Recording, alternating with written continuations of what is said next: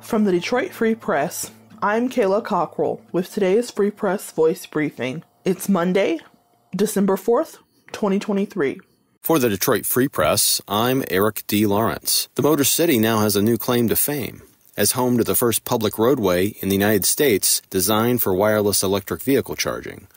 A quarter-mile section of 14th Street in Detroit's Corktown neighborhood now has rubber-coated copper coils buried underneath the road surface to allow for inductive charging. While the street near the towering Michigan Central Station is public, the charging infrastructure isn't yet available for just anyone with an EV to use. Vehicles will need a special receiver to accept the charge as they move over the roadway. The public-private partnership behind the project has demonstrated the technology using an electric Ford E-Transit commercial van. As the van travels on the section of road with the coils, a video screen can be used to show the kilowatts generated and the speed of the vehicle. The project, including a larger piece planned for Michigan Avenue, should provide a test case for how this kind of technology, which can charge electric vehicles on the move, could be rolled out on a wider scale. An Israeli company, Electrion, is working with the Michigan Department of Transportation and others on the project. Wireless charging of EVs as they drive isn't seen as a complete solution to concerns like range anxiety, but it could act as a sort of range extender and help fill in some of the gaps in the EV charging infrastructure.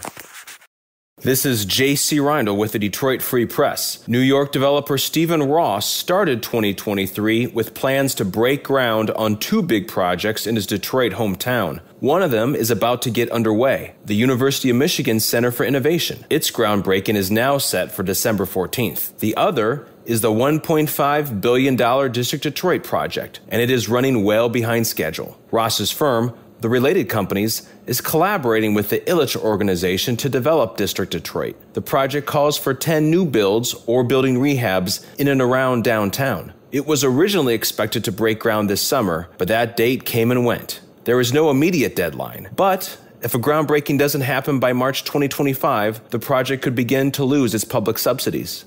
I'm Andrew Burkle with the Free Press Sports Department. And man, what a sports weekend we just had ourselves here in Michigan. Sure, we could talk about the Pistons and Red Wings both playing, Michigan basketball taking on Oregon, and hey, Jim Leyland even got into the Baseball Hall of Fame. But ultimately, this weekend was dominated by the gridiron. Let's start with this. The Michigan Wolverines are returning to the college football playoff for the third straight season.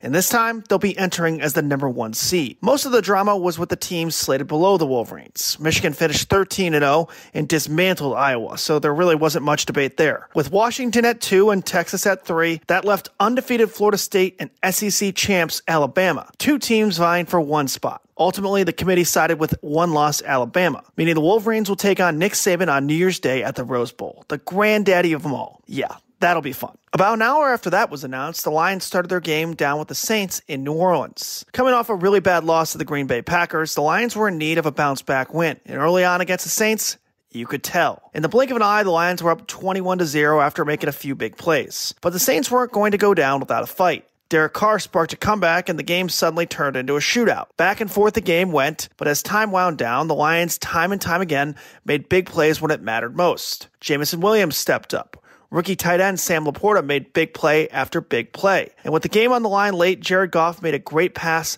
while navigating through traffic to effectively end the game. And with that came the end to one of the craziest sports weekends in years. But here's the fun part. The Lions keep winning, and Michigan may have a break, but they'll have one of the most anticipated games in years coming up on January 1st. So in other words, buckle up, guys. Football isn't going anywhere anytime soon. For more stories from the Detroit Free Press, be sure to check out freep.com. That's FREEP.com.